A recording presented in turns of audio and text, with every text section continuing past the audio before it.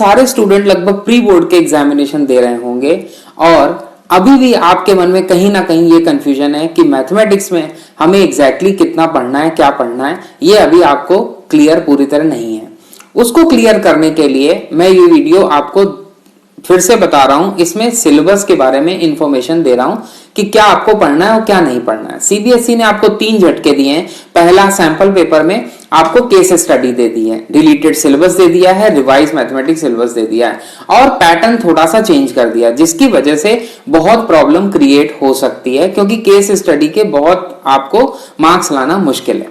क्यों मुश्किल है? क्योंकि हम उतना अच्छे से कॉन्सेप्ट नहीं पढ़ते हैं। तो बात करते हैं हम कि पहले आपको क्या पढ़ना है, क्या नहीं पढ़ना है। तो सबसे पहले जो ये पेपर है, ये पेपर्स की डिटेल है, ये आपको अच्छी तरह से मालूम होगी, इस पर मैं डिस्कशन नहीं करने वाला हूं सिवाय 2 पॉइंट्स के। पहला कि कैलकुलस हमारी 35 नंबर की है और 14 मार्क्स की जो है हमारी वेक्टर एंड 3 डायमेंशनल ज्योमेट्री है।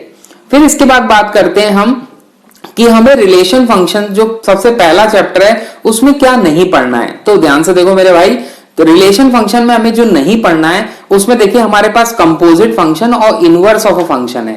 अब देखो प्रॉब्लम कहां पर आ रही है। प्रॉब्लम यहां आ सकती है कि ये जो इनवर्स ऑफ अ फंक्शन है, इसके लिए आपको 2 कंडीशन रिक्वायर्ड होती है किसी फंक्शन के इन्वर्टिबल होने के लिए, तो वो डिलीट हुआ है। यानी कि f जब फंक्शन हमारा 1 1 on 2 हो तो वो फंक्शन बाइजेक्टिव होता है और बाइजेक्टिव इन्वर्टिबल फंक्शन के लिए नेसेसरी कंडीशन है, ठीक, वो डिलीट हुई है। अब मेरी बात सुनना ध्यान से, लेकिन ये डिलीट नहीं हुआ है कि अगर आपको एक फंक्शन दे दिया जाए और ये पूछ लिया जाए कि बताओ किसी एलिमेंट की इनवर्स इमेज क्या होगी, तो वो कोर्स में है, आप उस पर क्लेम नहीं कर सकते।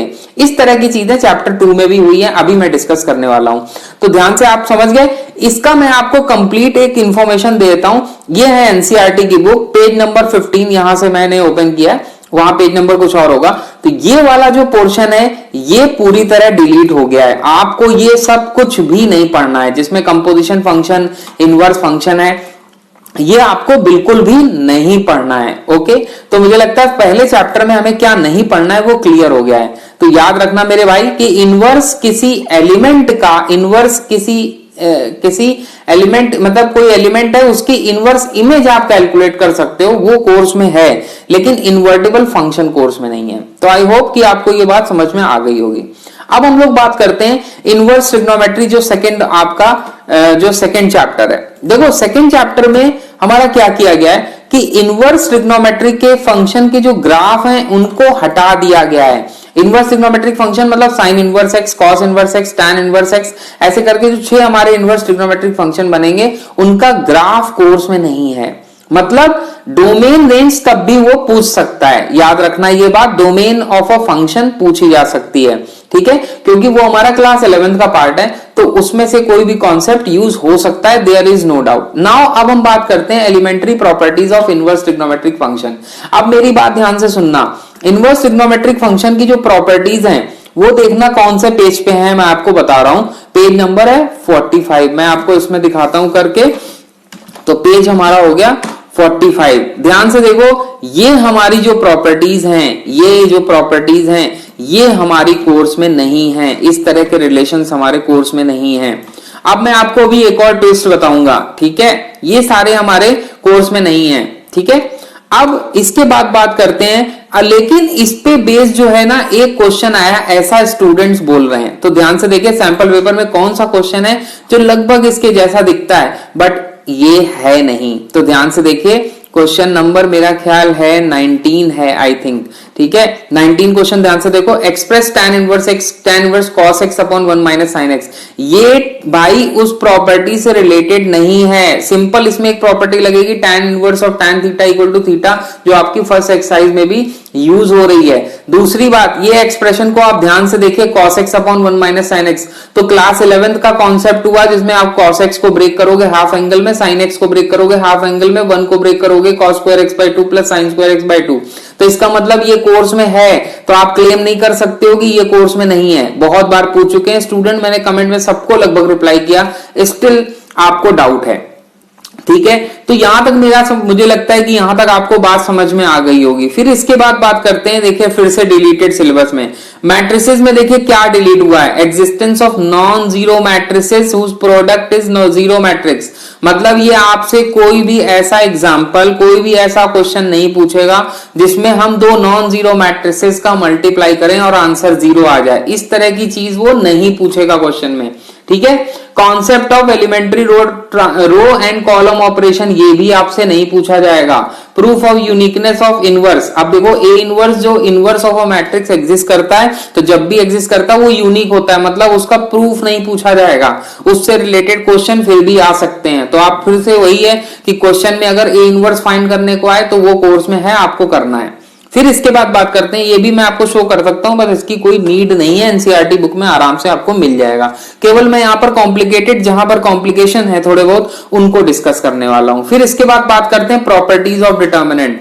अब देखो प्रॉपर्टीज ऑफ डिटर्मिनेंट जो है वो कहां पर है, प्रॉपर्टीज ऑफ डिटर्मिनेंट आपको मिलेगा पेज नंबर 112, हमने इस पीडीएफ के हिसाब से निकाला है। देखो ये जो है हमारी प्रॉपर्टीज डिटर्मिनेंट की, ये कोर्स में नहीं है, ये कोर्स में नहीं है, तो अगली इसकी जो एक्सरसाइज है ये सब कुछ भी कोर्स में नहीं होगा। ठीक है, अब देखना, अब असली खेल देखना सीबीएसई का। अब असली खेल ये है कि उसने प्रॉपर्टीज तो हटा दी, ठीक है, लेकिन जब माइनर और कोफैक्टर की बात आएगी, ये सब कुछ कोर्स में नहीं है, सब प्रॉपर्टी से रिलेटेड है, कोई कोर्स में नहीं है। तो जब भी अब माइनर और कोफैक्टर की बात आएगी उसमें तो भैया डिटर्मिनेंट तुम कैलकुलेट ही करोगे, तो कहां जाओगे बच के। तो बात सिर्फ इतनी सी है कि जो भी पोर्शन अगर कोई छोड़ दिया है ना सीबीएसई ने कि कहा है सिलेबस में नहीं है, प्रॉपर्टी बेस्ड क्वेश्चन भी नहीं होंगे, ठीक है, तो इसका मतलब ये नहीं कि तुम उसके बारे में कुछ भी नहीं जानो, उसके बारे में हल्का फुल्का नॉलेज आपको तब भी होनी चाहिए। क्योंकि जब आप आगे करोगे ना क्वेश्चंस, जो आपके माइनर को फैक्टर इन सब के क्वेश्चन है, उनका क्या करोगे, वो तो कोर्स में है। जैसे कि एरिया ऑफ ट्राइंगल, ये सब कोर्स में होगा, आपको पढ़ना पड़ेगा, आपको जानना चाहिए कि क्या होगा। माइनर को फैक्टर कोर्स में है, इससे रिलेटेड 1 मार्क का क्वेश्चन भी आया हुआ है। ठीक है, एक प्रॉपर्टी पूछ ली है को फैक्टर की, आप ध्यान से देखिए, मैं आपको क्वेश्चन नंबर दिखाता हूं। क्वेश्चन नंबर इसका कहां है, ये वाला देखिए ध्यान से, क्वेश्चन नंबर 6। ये माइनर और कोफैक्टर से रिलेटेड है, डिटर्मिनेंट से रिलेटेड है। अब तुम्हें डिटर्मिनेंट अगर कैलकुलेट ही नहीं करना आता होगा तो इस क्वेश्चन को नहीं कर पाओगे। तो माइनर और कोफैक्टर की प्रॉपर्टी तो कोर्स में है, लेकिन जो डिटर्मिनेंट की प्रॉपर्टीज हैं उन पे बेस्ड क्वेश्चन इसमें नहीं आना चाहिए according to this deleted syllabus. अब इसके बाद देखो बात करते हैं और क्या डिलीट हुआ है, consistency, inconsistency, number of solution of system equation by example. देखो यहां पर देखो थोड़ा सा ध्यान देने वाला है कि कंसिस्टेंसी और इनकंसिस्टेंसी, जब किसी सिस्टम का जो सोल्यूशन होता है तो वो कंसिस्टेंट सिस्टम का ही होता है। ठीक है, तो उसके बारे में ये क्वेश्चन नहीं पूछेगा, ये नहीं पूछेगा कि चेक करो कि ये जो सिस्टम ऑफ इक्वेशन है कंसिस्टेंट है कि नहीं, इनकंसिस्टेंट है कि नहीं, ये सब बातें नहीं पूछेगा। लेकिन वो क्या पूछेगा, जरा रिवाइज सिलेबस में देख लो। रिवाइज सिलेबस में देखो क्या क्या है, ठीक है, मैट्रिसेस में देखो ये सारी चीजें, और डिटर्मिनेंट में हमारे पास देखो दिया है determinant of a square matrix of order 3x3, minor cofactor, ये सब दिया, application of determinant, finding area of the triangle. Course में एडजॉइंट भी पूछेगा, इनवर्स भी पूछेगा, सिस्टम ऑफ इक्वेशन को सॉल्व भी कराएगा, लेकिन उनके आंसर यूनिक सोल्यूशन होंगे। ठीक है, तो इस तरह के क्वेश्चन आएंगे जिसमें यूनिक सोल्यूशन आंसर होंगे। अब देखो इनवर्स में मैं यही बात आपको कह रहा था कि रेंज और डोमेन तो आपसे पूछ ही लेगा, ग्राफ भले ही आपको कोर्स में उसने नहीं दे रखा है। अब देखो बात आती है हमारी अगली डिलीटेड सिलेबस में, कंटिन्यूटी डिफरेंशियबिलिटी में। इसमें भाई कंफ्यूजन मत करना, इसमें कंफ्यूजन अगर आप थोड़ा सा होगे तो क्वेश्चन नहीं कर पाओगे। देखो Rolle's of mean value theorem course में नहीं है, ठीक है, विद प्रूफ हो चाहे विदाउट प्रूफ, कोर्स में नहीं है। कोई भी सवाल Rolle's of mean value theorem पे रिलेटेड नहीं आएगा। लेकिन कंटिन्यूटी की पहली एक्सरसाइज, डिफरेंशिएशन के जितने भी एक्सरसाइज है सबसे कुछ भी आ सकता है, उसने कोई भी रिस्ट्रिक्शन नहीं लगाया। यही मैं बात समझाने की कोशिश कर रहा हूं कि अगर जो हमारा क्वेश्चन नंबर देखो 19 है, अगर मान लो इसको डिफरेंशिएट करने को आता तो आप क्लेम कर सकते हो कि ये कोर्स में नहीं है, नहीं क्लेम कर सकते हो, क्योंकि डिलीटेड सिलेबस में कंटिन्यूटी डिफरेंशिएबिलिटी में ये नहीं लिखा है कि हम इनवर्स ट्रिग्नोमेट्रिक फंक्शन का डिफरेंशिएशन नहीं पूछेंगे, वो जरूर पूछेंगे, तो वो भी आ सकता है। और इंटीग्रेशन आ जाएगा तब क्या करोगे, तब भी करना पड़ेगा। तो ये मत सोचो कि इस तरह से कोर्स नहीं कभी डिलीट होता है कि कोई छोटा सा कॉन्सेप्ट यूज हो रहा है स्टिल आपने सोचा कि ये कोर्स में डिलीटेड है, नहीं पढ़ते हैं, ये गलती मत करना इस बार के एग्जाम में। फिर इसके बाद देखो बात करते हैं एओडी, सबसे खतरनाक टॉपिक ये है। अगर आप देखो ध्यान से तो सबसे डेंजरस टॉपिक यही होता है, ठीक है। बाकी सारे हैंडल हो जाते हैं, थोड़ा सा इसमें इश्यू रहता है। तो इसके लिए मैं आपको पूरी गाइडलाइन पूरा गाइड करूंगा कैसे आपको करना है। तो इसमें आपको देखो क्या नहीं पढ़ना है, rate of change of bodies और use of derivative in approximation, ठीक है। तो मैं ध्यान से देखो, ध्यान से समझ लो कि क्या है और क्या आपको नहीं पढ़ना है। तो पेज नंबर मैं लगाता हूं यहां पर 197, एप्लीकेशन ऑफ डेरिवेटिव। सबसे पहला ही टॉपिक है rate of change of quantities, ये आपको नहीं पढ़ना है, ठीक है। अब ये क्या, ये जो भी होता है ये आपको नहीं पढ़ना। इसका वीडियो अलग ही मैं बना चुका हूं, मैंने डिलीटेड सिलेबस के हिसाब से कोई वीडियो नहीं बनाया, मैंने पूरे वीडियो बनाए, आप कुछ भी समझ सकते हैं। तो इसके बाद बात करते हैं कि अगला टॉपिक हमारा देखो कौन सा है। अगला टॉपिक हमने जो आपको बताया अप्रोक्सीमेशन वाला जो टॉपिक है उसको देख लो एक बार, क्योंकि वो भी बड़ा कंफ्यूज करता है। अगर वो आपको थोड़ा सा भी कंफ्यूजन हुआ तो वो आपको बहुत परेशान करेगा। ये अप्रोक्सीमेशन वाला टॉपिक है, ये भी कोर्स में नहीं है। तो इससे रिलेटेड जो क्वेश्चंस हैं, differential to approximate the value, ये सब कुछ भी नहीं आने वाला है, ठीक है। इस तरह की कोई भी चीज आपको नहीं मिलेगी। एक्सरसाइज 6.4 डिलीट हो गई है। अब इस पे बेस्ड जो क्वेश्चन है वो आपको नहीं करने हैं, सिंपल सी बात है। अब भाई देखो मैक्सिमम मिनिमम जरूर करना है, इंक्रीजिंग डिक्रीजिंग जरूर करना है, छोड़ भी मत देना। इंक्रीजिंग डिक्रीजिंग और मैक्सिमम मिनिमम के लिए मैं आपको पूरी गाइड प्रोवाइड करूंगा। आप बहुत सारे क्वेश्चन मैंने करा रखे हैं जिसमें ट्रिग्नोमेट्रिक जो इंक्रीजिंग डिक्रीजिंग हमारे सैंपल पेपर में क्वेश्चन भी आया है, उस तरह के क्वेश्चन मैंने बहुत सारे डिस्कस किए हुए हैं। आप आराम से उनको समझ सकते हैं और कोई डाउट हो तो पूछ सकते हैं। बस आपको थोड़ा सा 11th का ट्रिग्नोमेट्री का बेस क्लियर होना चाहिए। अब देखो सबसे खतरनाक चैप्टर हमारा कैसे है, इंटीग्रल्स। एओडी तो है ही खतरनाक, ये भी कम नहीं है भाई। ये क्या करता है ना, इसने देखो ax square plus b x plus c वाले जो फॉर्मूले इनको तो डिलीट कर दिया। मतलब क्या है ना कि ये क्वेश्चन आप कैसे करते हो परफेक्ट स्क्वायर बना के, तो ये वाले क्वेश्चन आपके कोर्स में नहीं है, ओके। तो ये वाले और इसका जो ये टाइप है ये भी कोर्स में नहीं है, आपको ये नहीं पढ़ना है। Definite integral as the limit of sum आपको नहीं पढ़ना है। तो ध्यान से देखिए जरा, एक बार नजर मार लीजिए उस पर क्या होगा, तो वो मैं आपको बताता हूं। पेज नंबर है हमारा 46 दिखा रहा है, हाँ ये वाला हो गया देखो, ठीक है। तो ये पेज नंबर में देखो ध्यान से, देखो ये वाले क्वेश्चन देखो कोर्स में नहीं है, ठीक है। ये क्वेश्चन हट गया, ये भी हट गया, क्योंकि ये कंपेयर हो जाएगा उससे जो ax square plus b x plus c के ऊपर रूट लगा है ना, उससे की कंपेयर हो जाएगा, ठीक है। इसको मैं इधर कर लेता हूं भाई ताकि आसानी हो जाए। तो ये भी क्वेश्चन नहीं होगा क्योंकि ax square plus b x plus c type का ही हुआ, क्योंकि इसमें क्या है a हमारा 1 है और b हमारा 3 है और c 0 है। तो ये भी कोर्स में नहीं हुआ, ये भी कोर्स में नहीं है, ये भी कोर्स में नहीं है, लेकिन ये कोर्स में है, ये कोर्स में है, ये नहीं है कोर्स में, ये भी नहीं है कोर्स में। इस तरह से आपको समझना होगा कौन सा कोर्स में है कौन सा नहीं है। देखो ये 3 फॉर्मूले हैं, मेरी बात ध्यान से सुनो, ये दूसरा तीसरा और ये रहा पहला, ये 3 फॉर्मूले कोर्स में है। इस पे बेस जो भी क्वेश्चन आए आपको करना ही करना है, छोड़ना नहीं है, ठीक है। तो ये बात मेरा ख्याल इंटीग्रल में क्लियर हो गई। अब मैं आपको एक चीज और दिखाता हूं, वो ज्यादा मजेदार चीज है।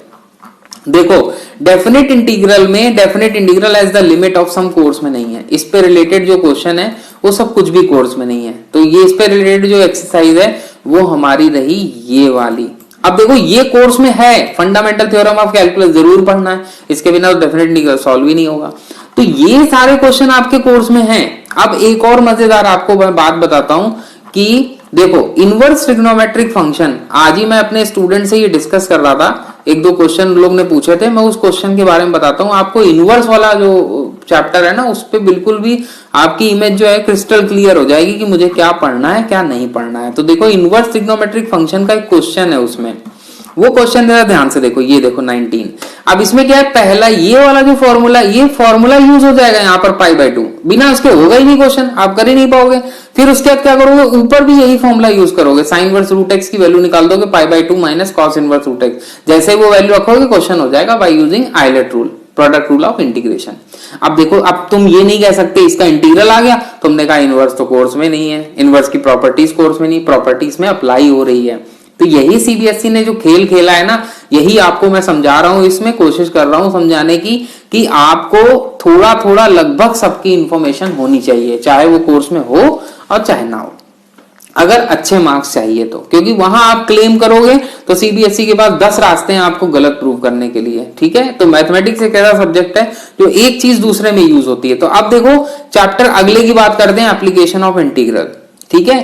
ये भी बहुत अच्छा चैप्टर है, ये आपको काफी परेशान करता है, मुझे ये बात मालूम है अच्छे से, ठीक है। लेकिन सीबीएसई ने क्या किया है कि जो डिफिकल्ट पार्ट था वो इस चैप्टर से हटा दिया है, ठीक है। ये काम बहुत अच्छा हुआ। जैसे जो हमारा डिफिकल्ट पार्ट था ये था एरिया बिटवीन टू कर्व्स, ये कोर्स में नहीं है। तो दो कर्व के बीच का एरिया कोर्स में नहीं है। देखो ये सीबीएसई क्या कह रहा है डिलीटेड सिलेबस में, area between any two above said curves, वो कोर्स में नहीं है, ठीक है। तो आपको जो पढ़ना है इसमें, अच्छा थोड़ा सा ध्यान से देख लो इसमें क्या पढ़ना है। Application in finding area of simple curve specially lines, parabola, area of circle in standard form, the region should be clearly identifiable. मतलब ग्राफ जरूर बनाना, अगर ग्राफ नहीं बनाओगे नंबर नहीं मिलेगा, क्योंकि वो कह रहा है रीजन जो है क्लियरली आइडेंटिफाइबल होना चाहिए। ग्राफ बनाया उसमें एरिया ही नहीं दिख रहा है, कौन सा एरिया निकालना है, तो फिर क्या होगा, कुछ नहीं मिलेगा, काट दिया जाएगा। और एक ग्राफ में कुछ नंबर नहीं मिले तो फिर थोड़ा सा मुश्किल है कि स्टेप मार्किंग बहुत अच्छे से फिर नहीं होती है, ठीक है। टीचर का ही मूड खराब हो जाता है कि चलो यार ग्राफ भी नहीं बनाया बच्चे ने, है ना।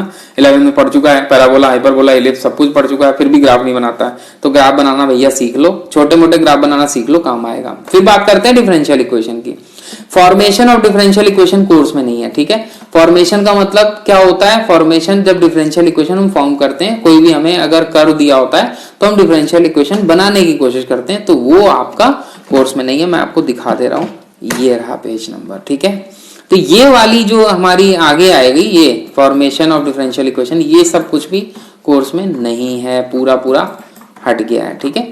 ये आपको यूज नहीं करना। अब देखो इसमें जो है ना एक और खुराफात है, ऑर्डर डिग्री के जो क्वेश्चन है बड़े इंपॉर्टेंट है, वो बच्चों को नहीं आते हैं, आज भी नहीं आते हैं। क्योंकि एक तो क्या है ना कि मैंने वीडियो में बहुत क्लियरली बिल्कुल बताया हुआ है कि कब डिग्री अनडिफाइन होगी, तो उसको भैया ध्यान से देख लो और समझ लो, जहां दिक्कत हो पूछ लो, अभी टाइम है, ठीक है। फिर उसके बाद बात करते हैं डिलीटेड सिलेबस में हमारा और क्या क्या है। देखो इसमें क्या है, solution of linear differential equation of the type, मतलब ये टाइप की डिफरेंशियल इक्वेशन कोर्स में नहीं है। जो dx बाई dy, मतलब जब x हमारा डिपेंडेंट हो जाए, y हमारा इंडिपेंडेंट हो जाए, dx अपॉन dy टाइप का हो, लेकिन dy by dx plus py equal to q, वो हमारा कोर्स में है। तो वो भी मैं आपको अभी यहाँ पर शो कर देता हूं अच्छी तरह से।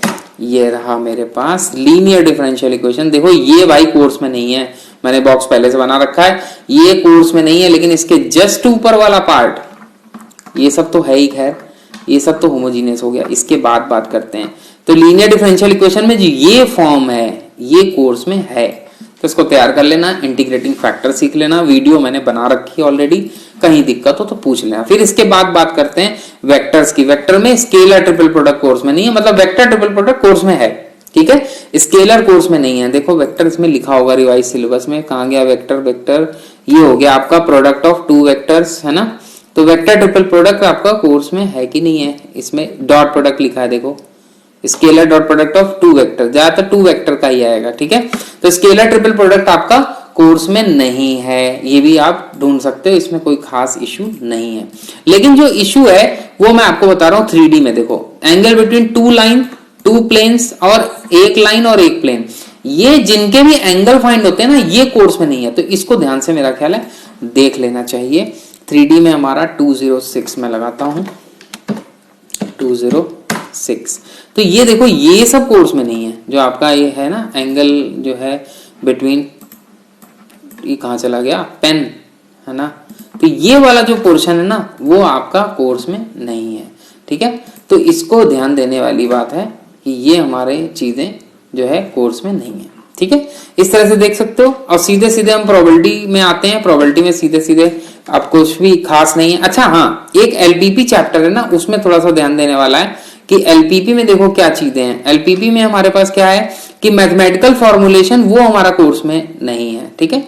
एलपीपी प्रॉब्लम का जो मैथमेटिकल फॉर्मेशन है वो हमारा कोर्स में नहीं है, और ऐसी प्रॉब्लम्स कोर्स में नहीं है जिसमें हमारा सॉल्यूशन अनबाउंडेड आता है। इस तरह के केस मैं ऑलरेडी डिस्कस कर चुका हूं एनसीईआरटी में, आप देखोगे मेरे सॉल्यूशन में तो आपको सब मिलेगा, ये सारी चीजें मैं डिस्कस कर चुका हूं। तो आप वहां से ये सीख लो कि अनबाउंडेड सॉल्यूशन होता क्या एग्जैक्टली, ठीक है। तो अनबाउंडेड सॉल्यूशन हमारा कोर्स में नहीं है, उसको मत पढ़ना। Mean and variance of random variable and binomial probability distribution, ये दो चीजें हमारी कोर्स में नहीं है, तो इनको भी हम देख सकते हैं।